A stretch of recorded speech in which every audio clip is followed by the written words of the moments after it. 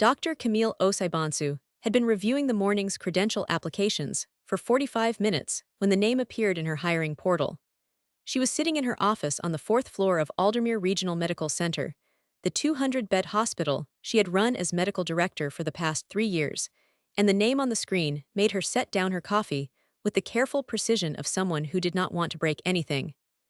Renata Osaibansu. The application was for a patient services coordinator position in the outpatient wing. The cover letter was 3 paragraphs, single-spaced, and Camille recognized the handwriting the moment she opened the scanned version. Her sister had always pressed too hard with her pen, leaving the letters slightly raised on the reverse side of the page, as if the words were trying to come through from the other direction. Renata was 41 years old. The resume showed a 14-year gap that was explained, in the briefest possible terms, as family caregiving responsibilities. The references were a pastor and a neighbor.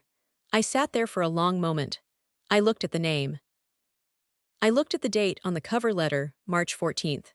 And I thought about the date on the rejection email I had sent back in 2008, the one that had bounced back from the address on file and gone unread, the one I had composed and deleted and recomposed 6 separate times before finally sending, the one that had nothing to do with a job application. Then I approved the interview. I did not call anyone. I did not go for a walk. I simply clicked the button, routed the file to my Director of Human Resources, Dr. Priya Mehendarata, and went back to reviewing the rest of the morning's stack. But I am getting ahead of myself. Hello, everyone. Before I continue, if you've ever been told you would never amount to anything by someone who should have believed in you, leave a comment below. I want to hear your story. I want to know how long you carried it. I want to know what you built while you were carrying it. Because the rest of what I am about to tell you is about carrying something, and building something, and one specific Tuesday morning when the two things finally arrived in the same room. But to understand why that moment meant what it did, I have to take you back. 22 years back. I was 19 years old in the summer of 2003, and I was sitting at my mother's kitchen table in a house in East Dunmore, Pennsylvania, with a printed enrollment packet from Harfield College of Health Sciences spread in front of me like evidence. The program was a pre-medical track with direct admission into Harfield's affiliated medical school upon completion of the undergraduate requirements. I had been accepted. I had a partial academic scholarship. The remaining tuition gap for the first year was $11,400. I had worked out the rest. There were federal loans available. There was a work-study position in the campus library that would cover my housing. If I budgeted carefully, and I had budgeted carefully, on a legal pad, with a calculator, over a period of 3 weeks, I needed $11,400 from my family to close the gap for year 1. After that, I had a plan for years 2 through 4 that I had already discussed with the financial aid office. My mother, Clara Osaibansu, looked at the enrollment packet for approximately 45 seconds. "You're not a doctor type," she said. She was not being cruel in the way people are cruel when they are trying to be. She was being factual the way she was always factual. "You're good with people, you should be a receptionist somewhere nice. A hotel. They pay well if it's a good hotel." My sister Renata, who was 23 and had recently taken a job doing billing at a dental office, looked up from the classified ads she was reading. "Mom's right," she said. "You always have to be the most important person in the room, Camille. Doctors don't get to be like that. They work for the hospital." I said very carefully, "I want to run the hospital." There was a silence that lasted long enough to be a verdict. My uncle Desmond, who was visiting from Pittsburgh and who had opinions about most things, laughed from the living room doorway. "You want to run a hospital?" He said it the way you repeat something back to a child who has said they want to be an astronaut, gently, and with the underlying message that reality will handle this on its own. My father, who was a quieter man than my uncle, said nothing, but he folded the enrollment packet in half and slid it back across the table toward me, which was its own kind of answer. The $11,400 did not come. What came instead was a family meeting, which was not called a family meeting. It was called a Sunday dinner. But the agenda was clear, during which it was established that the family's savings would go toward Renata's deposit on an apartment in the city, because Renata had demonstrated practical ambition, and also toward my cousin Marcus's first semester at the community college, because Marcus had demonstrated willingness. I had demonstrated, according to my Uncle Desmond, a tendency toward grandiosity. "You're not a leader," he said, over my mother's rice and stew. "You never have been. You were a child who wanted to be in charge of everything and got angry when you weren't. That's not leadership, that's ego." I was 19. I did not have the words yet for what I felt. What I had was a legal pad full of calculations, an acceptance letter, and the beginning of something that had not yet found its shape. I did not argue. I had learned by then that arguing at that table produced nothing except a longer version of the same verdict. Instead, I folded the enrollment packet, the original one, not the one my father had halved, and I put it in the inside pocket of my jacket. I went home. I sat at my own small desk in the room I shared with my cousin. I looked at the name of the program for a long time. I wrote it down on a piece of paper. Harfield College of Health Sciences, pre-medical track, direct medical school pathway. I folded the paper and put it in my wallet. I kept it there for 7 years. The first thing I did was not medical. The first thing I was practical. I applied for every scholarship I could locate. I spent 8 months working double shifts at a grocery chain in East Dunmore, day shifts stocking shelves, evening shifts on the register, and I kept a second legal pad with my hours, my earnings, and the precise distance between what I had and what I needed. By February of 2004, I had saved $4,200. By June, I had $6,000. I also applied again to Harfield, this time for their night enrollment pre-medical preparation program, which was a 2-year pathway designed for working students and which cost significantly less than the full-time track. I was accepted. I enrolled in September of 2004. My family did not know. This was not a strategic decision at first. It was simply that I had stopped expecting the information to matter to them, and silence had become the more efficient use of my energy. The near failure came in my second semester. I was taking biochemistry, human anatomy, and 2 prerequisite English courses simultaneously while working 26 hours a week at the grocery.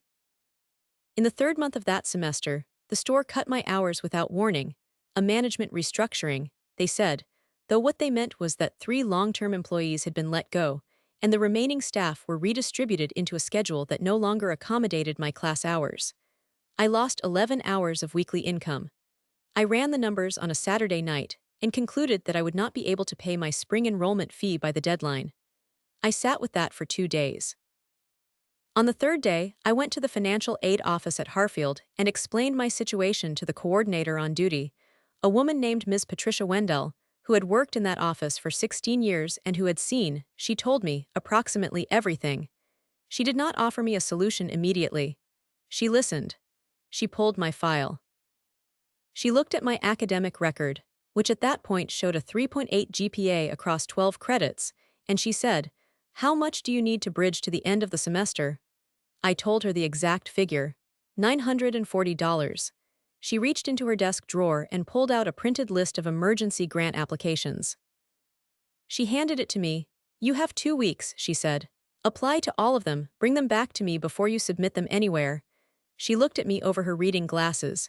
"And find another job before next week." I applied to 9 emergency grants. I received 2 of them for a combined total of $800. I found a part-time position doing medical records filing at a small outpatient clinic on Harfield's neighboring block, Eastside Community Health Associates, and the additional income closed the remaining gap with 11 days to spare. The medical records work was supposed to be temporary. It was not temporary.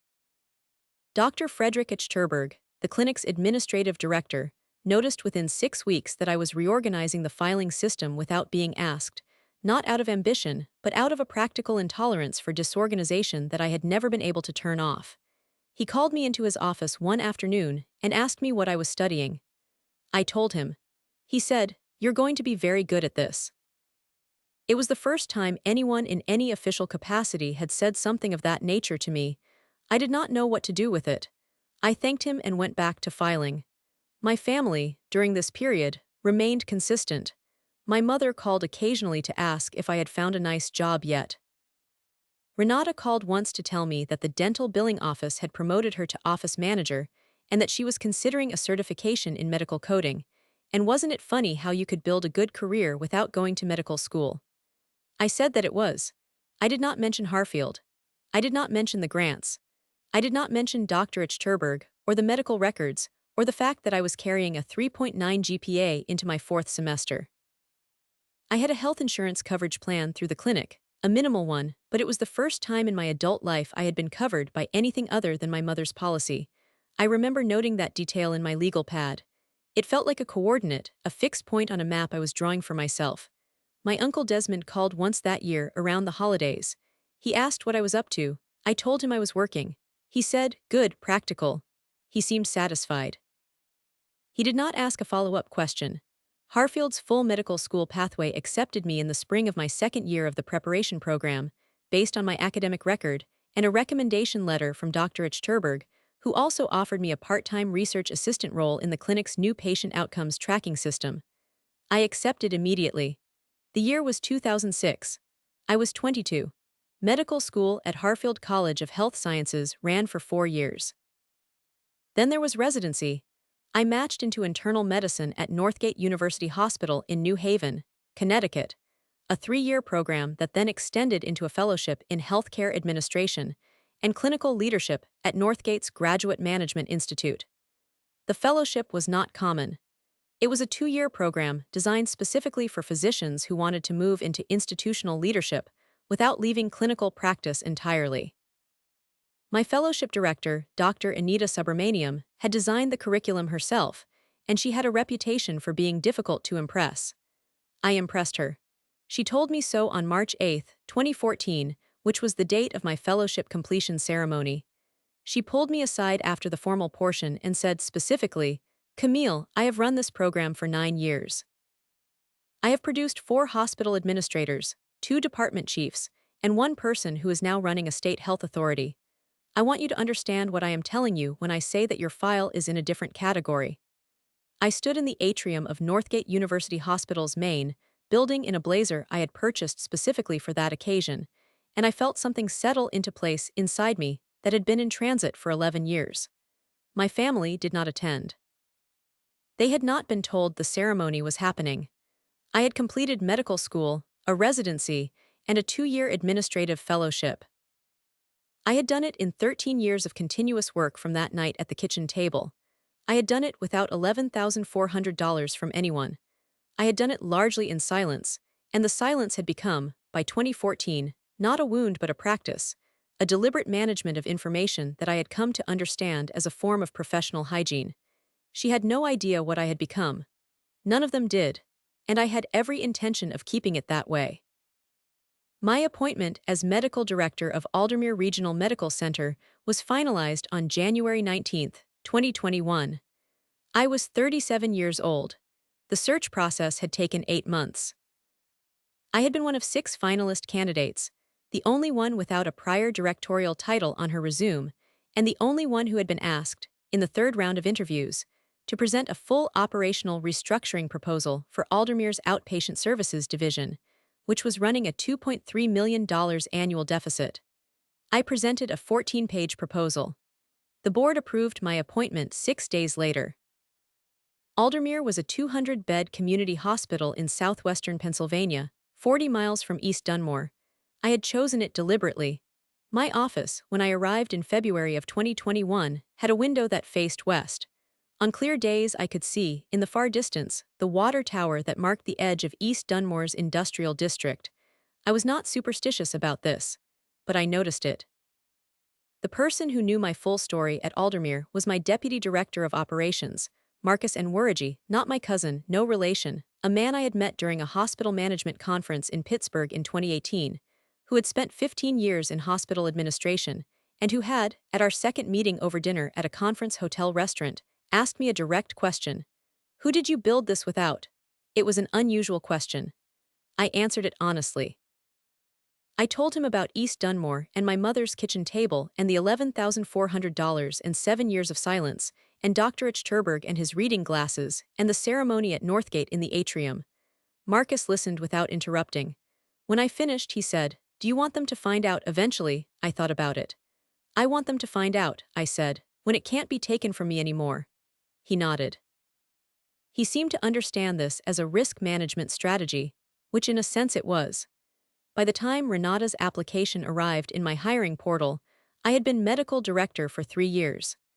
I had restructured the outpatient services division and converted the $2.3 million deficit into a $400,000 operating surplus. I had negotiated a new health insurance coverage arrangement for Aldermere's 847 staff members that reduced average employee out-of-pocket costs by 31%. I had brought in a financial advisor, a woman named Theodora Cassim of the firm Cassim and Brewer Capital, to help the hospital's board restructure its long-term investment strategy and establish an endowment that would protect the facility's independence from the regional health conglomerate that had been quietly acquiring smaller hospitals across the county. I had also, in the quiet of my own finances, eliminated every debt I had incurred during medical school. The loans were paid. The emergency grants were a memory. I had a retirement savings account, a small investment property in New Haven that I had purchased during my fellowship years, and which had since appreciated to a value my 22-year-old self would not have believed, and a financial disclosure on file with the hospital board that showed, in plain numbers, that I had built everything I had built without inheriting a single dollar from anyone. The family still did not know where I worked. They knew I was a doctor that had surfaced eventually, through cousins and neighborhood channels and the unstoppable motion of gossip, but the specific name of my institution, my title, my department, had not reached East Dunmore. I had been careful. I had not been secretive out of shame. I had been deliberate out of timing. My estate attorney, a man named Gerald Whitmore of Whitmore and Page Legal Associates in Harrisburg, had advised me, 3 years earlier, during a routine review of my trust documents, that the professional separation I maintained from my family was legally sound, and that I had no outstanding obligations that could be leveraged against me. He had said this in the dry, affectless way that estate attorneys say things, without fully understanding why the information mattered to me. But it mattered. I was standing in my office on the morning of March 15th, looking at the approved interview notification I had filed for Renata's application, when my assistant, Jonah Reyes, knocked on the open door and said that the department head's weekly briefing was in 10 minutes. I closed the screen. I had come that close to everything surfacing before it was time. Phone call, earlier that month, from my mother, unexpected, the first in over a year, asking if I knew anything about jobs at a hospital near Dunmore, because Renata was struggling and needed something stable. I had said I would look into it. I had said it in the voice I used for difficult conversations with vendors and insurance adjusters, the voice that gave nothing away, the voice that had taken years to build. I had not told my mother that I was the one who would be reviewing the applications. I had not told her that the hospital near Dunmore was mine. I had not told her any of it, because it wasn't time yet. But Renata's file was now in my system, flagged for a first-round interview on March 22nd, and the interview panel would include my Director of Human Resources, Dr. Priya Mehendurata, who knew my name and my title and would appear on every official communication Renata received between now and the moment she walked through Aldermere's front entrance and looked up at the directory on the wall. I had come that close to everything surfacing before it was time, but it wasn't time yet. Would be March 22nd. 7 days before March 22nd, my mother called again. I was in the middle of a department head's briefing, seated at the head of the conference table in Aldermere's administrative wing, with Marcus Enwurigi to my left and Dr. Priya Mehendurata across from him, when my phone vibrated against the table surface. I saw the name, silenced the call without looking up, and finished the point I was making about the outpatient wing's revised scheduling protocol. When the meeting ended, I stepped into my office, closed the door, and called back. My mother picked up on the second ring. She sounded pleased, which was the version of her I had always found most difficult to navigate because her pleasure had never been reliably connected to my welfare. "Camille," she said, "I talked to Renata. She said she sent in an application to a hospital somewhere near Dunmore." "I heard," I said. This was technically true. "She needs this," my mother said. "She's had a hard few years. You know what she went through with the children with the custody situation. She needs something stable. If you know anyone at any of the hospitals near there, you should put in a word. That's what family does." I held the phone and looked out my west-facing window at the water tower in the distance. "I'll see what I can do," I said. "You always say that," my mother said. There was a pause. "You know, Desmond was asking about you. He thinks you're at some clinic somewhere." I told him I wasn't sure. "I'm at a hospital," I said. "I've been at a hospital for a while." "Well," she said, That's good, practical. She said it with the same inflection my uncle used, as if practical were the highest available praise, the ceiling of what I might reasonably aspire to. I said goodbye. I set the phone down on my desk. I looked at the water tower for another moment. And I opened my laptop, pulled up Renata's interview file, and confirmed that her March 22nd appointment had been sent to her email address, the one on the application, which was new, different from the 2008 address the old rejection had bounced from. The confirmation had been sent by Jonah Reyes, my assistant, on official Aldermere Regional Medical Center letterhead. The letterhead included my name, my title, my department. Renata would have seen it the moment the email arrived. She would have read it. And she would have said nothing to my mother, either because she had not yet understood what she was reading, or because she had understood perfectly and needed time to decide what to do with the information.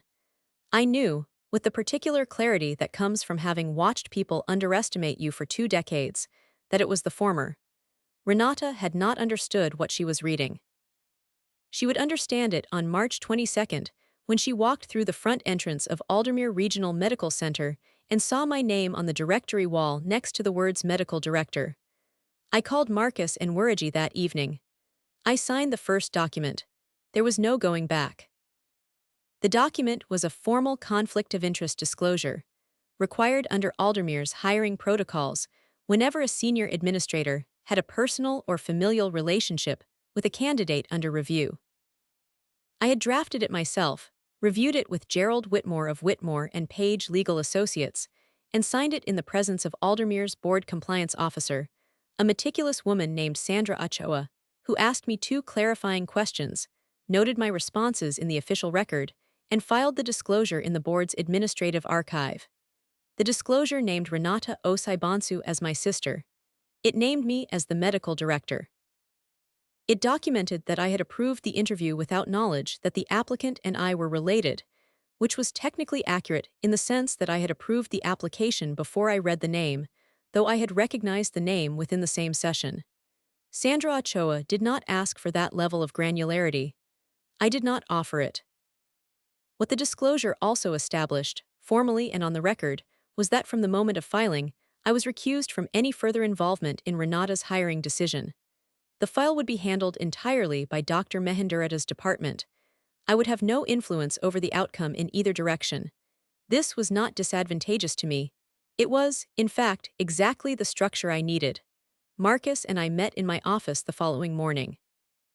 He brought coffee and closed the door, and we sat across from each other at the small round table I used for working meetings. "Walk me through the timeline," he said. "March 22nd is the interview. Priya runs it. I'm not in the room.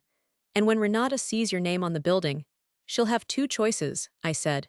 "She either goes through with the interview, in which case she's in Priya's office on record as a candidate at my hospital. Or she doesn't show up, in which case the file closes and nobody has to have any conversation at all." Marcus looked at his coffee. "You think she'll show?"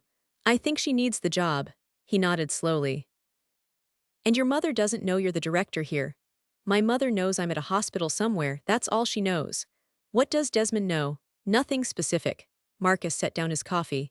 "Camille, what happens if your mother calls Renata between now and the 22nd and Renata tells her what's on the letterhead?" It was a good question. It was the question I had been sitting with for 3 days. "Then my mother calls me," I said, "and I tell her the truth," that Renata applied. "That I recused myself, that the process is running normally, all of which is accurate. And if she asks why you didn't tell her, I'll tell her I didn't think it was appropriate to discuss active hiring files with family members." Marcus looked at me for a moment. "You've thought about this a lot." "Since March 14th, I said, "the day the application came in." "That's a long time to carry something quietly." "I've had practice," I said. He smiled at that, a small, private smile that acknowledged something neither of us needed to say out loud. The following day my mother called a 3rd time. She did not call my cell phone. She called the hospital's main line, which routed to Jonah Reyes, who told her that Dr. Osai-Bonsu was unavailable and took a message. The message said, "Call me. It's about Renata." Jonah brought me the message slip after my afternoon rounds.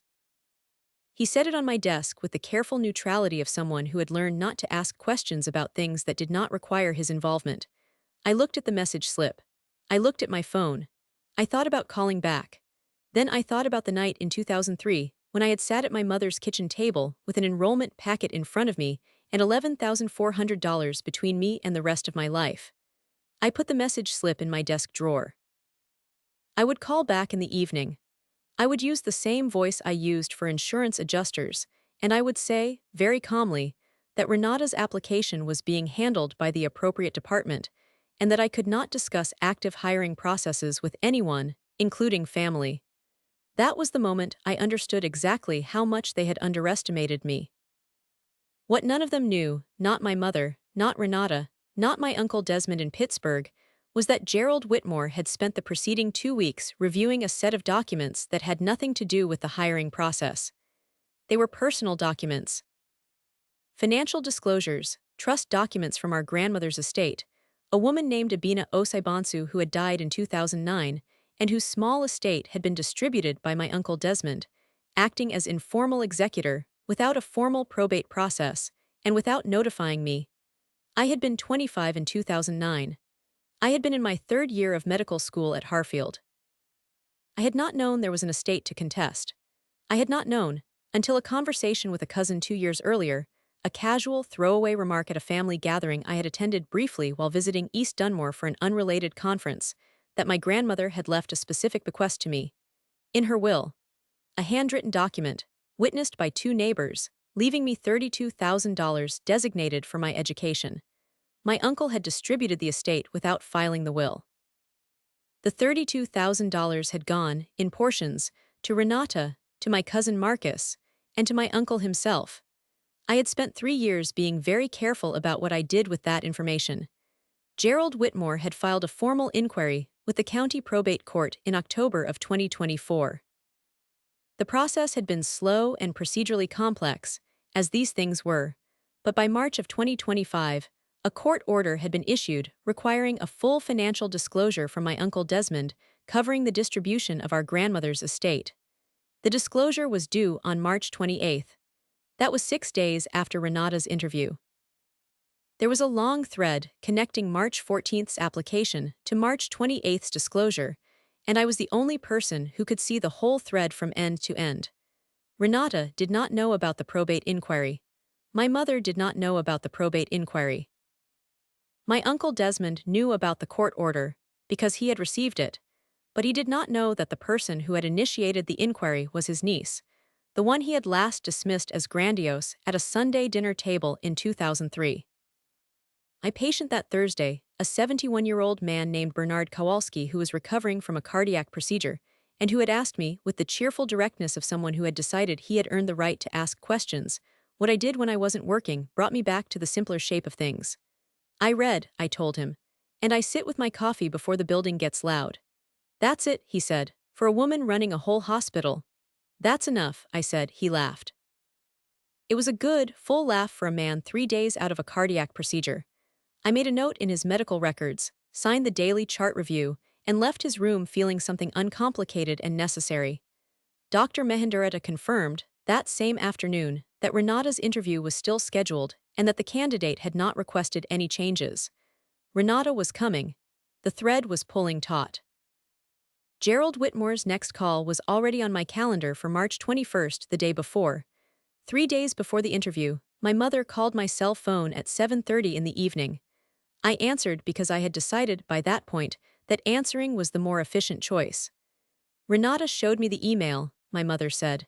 She did not say hello. From the hospital. All right, I said, it has your name on it. It does. There was a silence. I could hear my mother breathing, and behind her the television, a news program, the same channel she had watched every evening for as long as I could remember. You're the director of that hospital, she said. I am, I said, another silence. When, she said, it was not a full question. It was the beginning of several questions she had not yet organized. For 3 years, I said. I've been the medical director for 3 years. I was a physician for several years before that. And you didn't tell us. No, I said. Why? I sat with that for a moment. I thought about the enrollment packet. I thought about the legal pad. I thought about the piece of paper I had kept in my wallet for 7 years. I needed to build it first, I said, before it could be discussed. My mother's voice when it came back had a different quality, not soft exactly but recalibrated, the way a person sounds when they are revising an internal accounting they had thought was settled. Renata needs this job, Camille. I know, I said. Her application is being handled by my human resources director. I've recused myself. The process will be fair. She's your sister. Yes, I said, she is. I kept my hands flat on the table. I looked at the door of my home office, then back at the window, and said nothing further. My mother said she would call back. She did not call back that night. The next morning, I met with Gerald Whitmore by phone. He confirmed that the financial disclosure had been received from my uncle Desmond, and that it was, as he put it in the particular lexicon of estate attorneys, illuminating.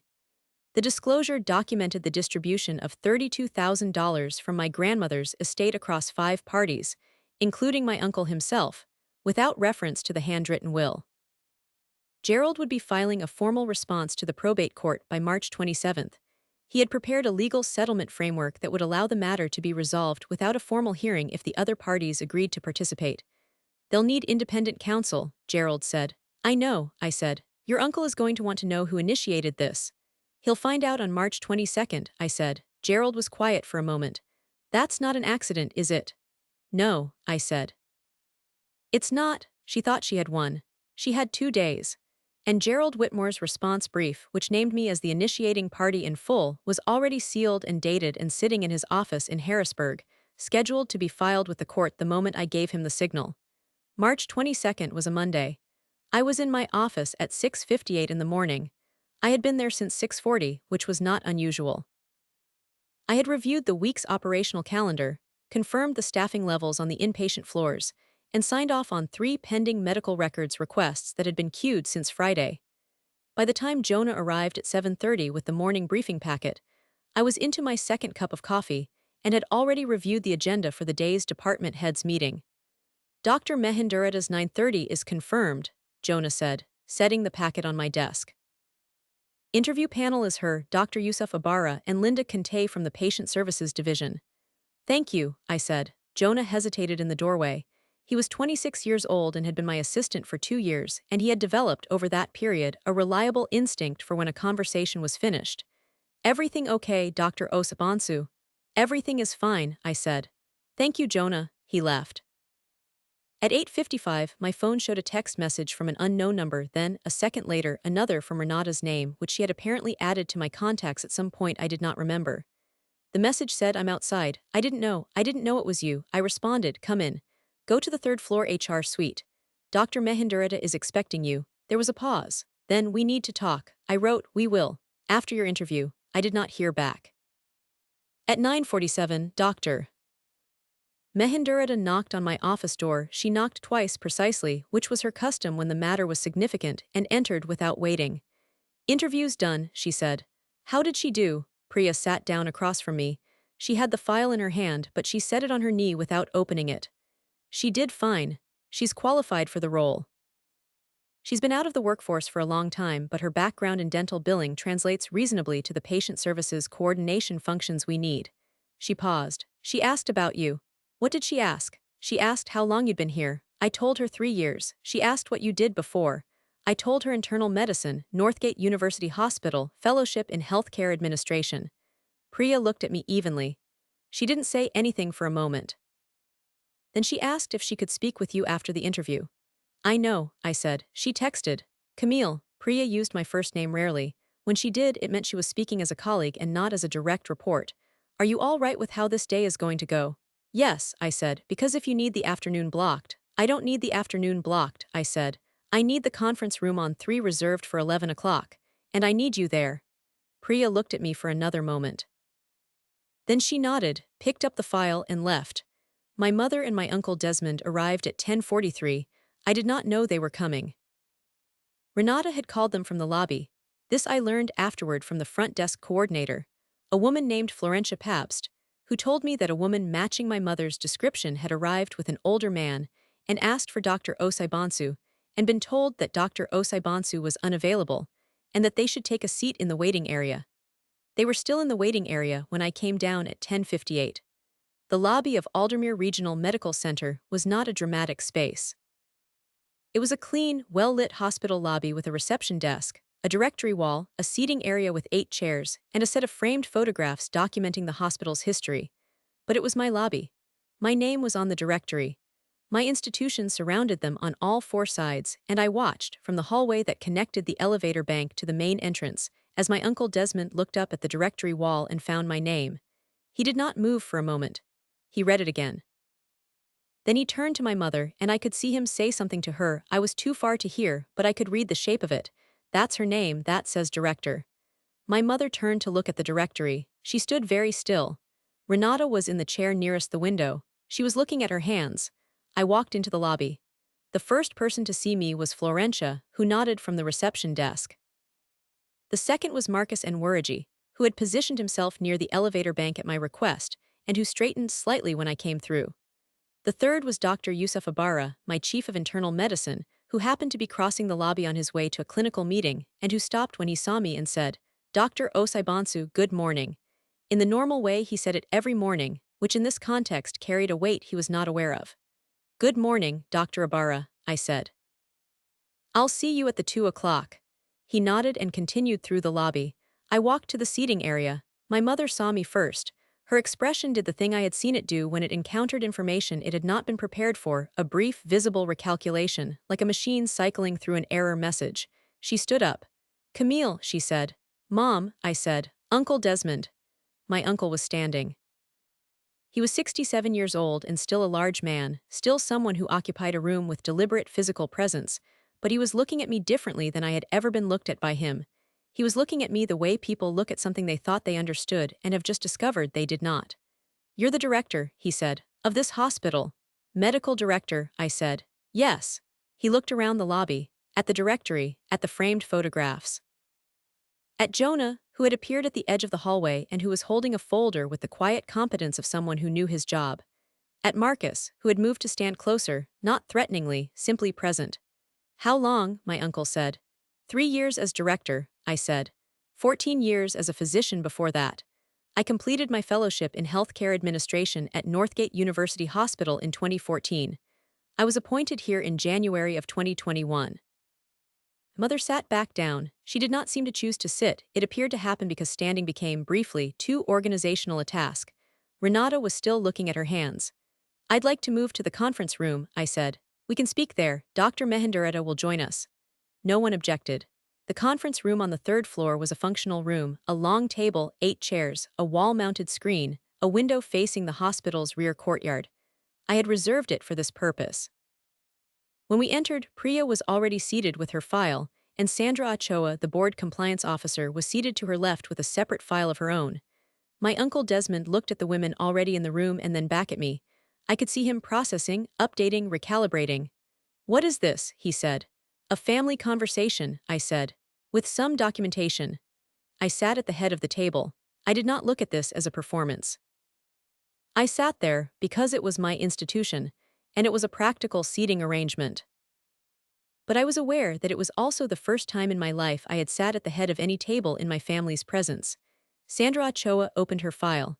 "I want to explain my role before we begin," she said, in the matter-of-fact way that compliance officers speak. "I'm Aldermere's board compliance officer.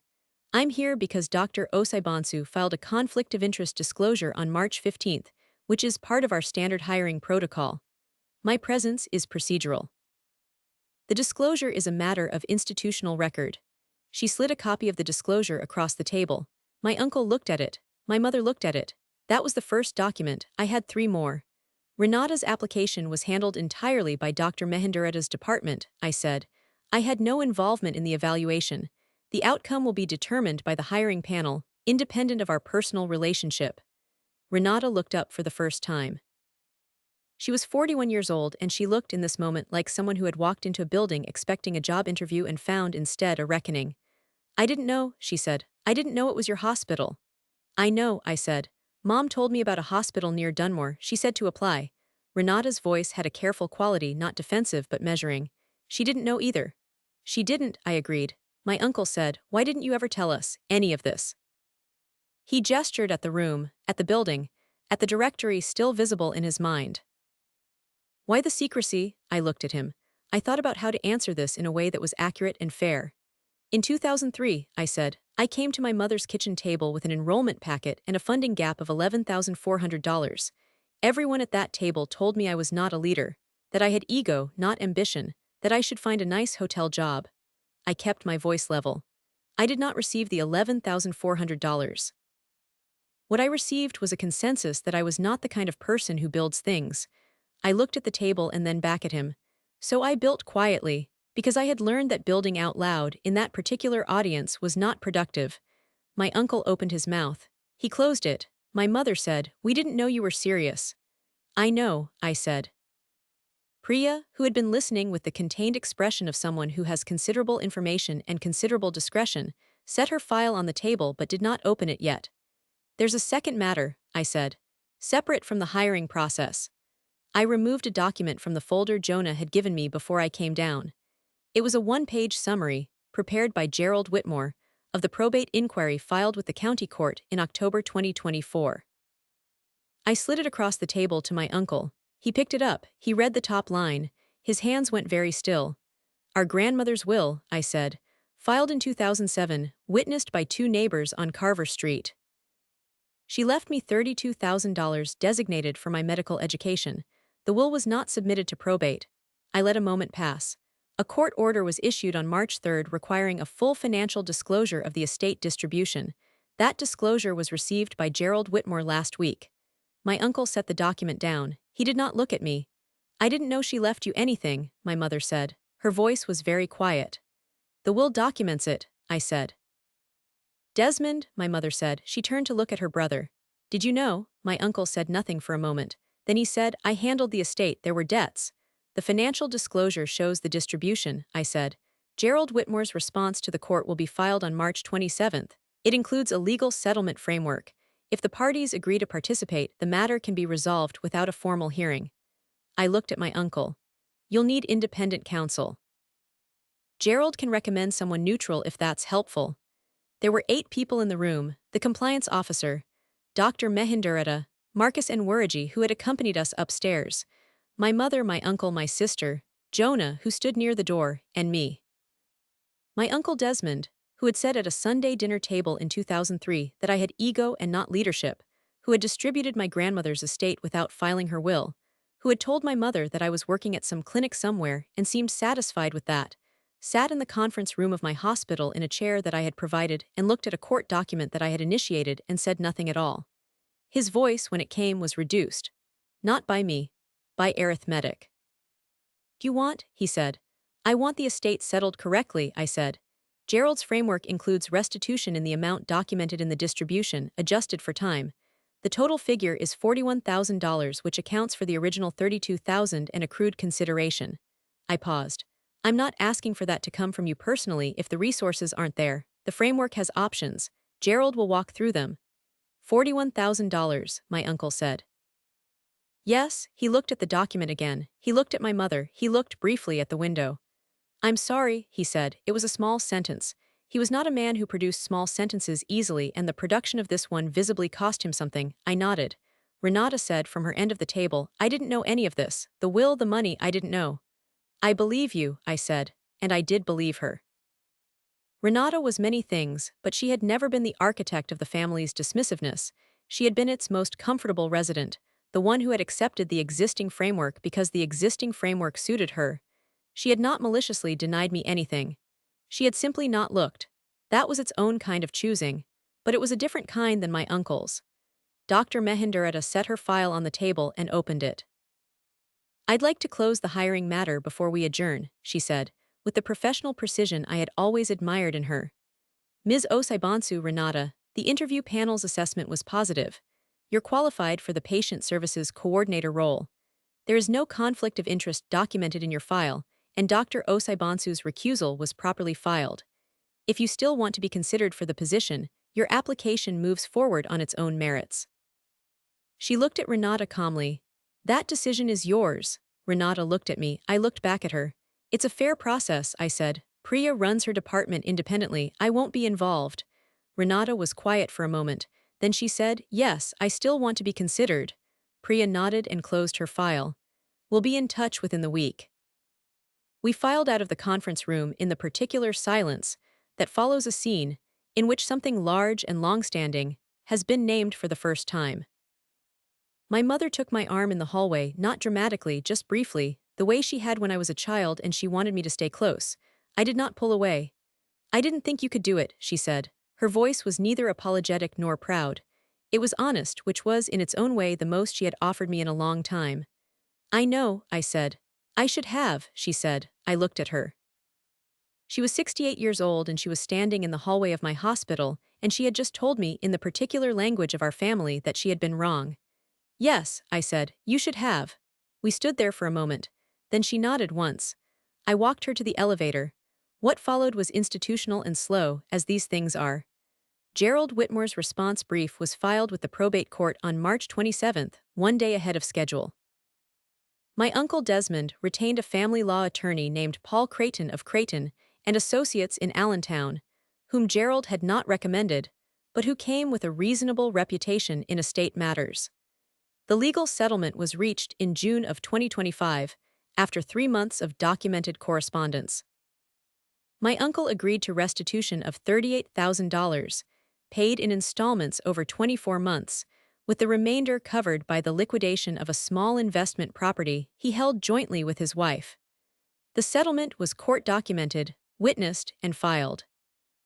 I donated the first installment payment, $9,500, to Harfield College of Health Sciences' Emergency Student Grant Fund, the same fund from which I had received $800 in the spring of 2005. I did not make a ceremony of this. I wrote the check, had Theodora Cassim process it through the appropriate account, and went back to work. Renata was offered the patient services coordinator position on March 29th. She accepted. She began in the second week of April, in a department that I did not supervise directly and from which I received no operational reporting. In the first month, her supervisor, Linda Conte, noted that she was organized, responsive, and particularly good with patients who were frustrated or frightened, patients who needed someone to slow down and listen. This surprised me less than it might have. My uncle Desmond and I have not had a direct conversation since March 22nd. This is not a wound I am tending. It is simply where the relationship is, and I have learned over many years not to confuse silence with damage. My mother and I speak on Sundays. She asks about the hospital. She listens when I answer. It is, for now, enough. I am 39 years old. I am the medical director of Aldermere Regional Medical Center, a 200-bed hospital in southwestern Pennsylvania that I have run for 4 years. I am also a practicing internist, which means that on Tuesday and Thursday mornings I see patients in the hospital's outpatient clinic, specialist appointments, chronic disease management, second opinions referred from the community. I like the clinical work. I always have. Running the institution is necessary and satisfying and mine, but the individual appointments are what keep the work honest. Bernard Kowalski sent me a card in April. He had been discharged in March with an excellent prognosis and had written in large handwriting on a grocery store card that he hoped I was still having my coffee before the building got loud. I have the card on my windowsill. It faces west. There is a complexity in this story that I have not tried to resolve because I think it is a complexity that is supposed to remain. My family was wrong about me.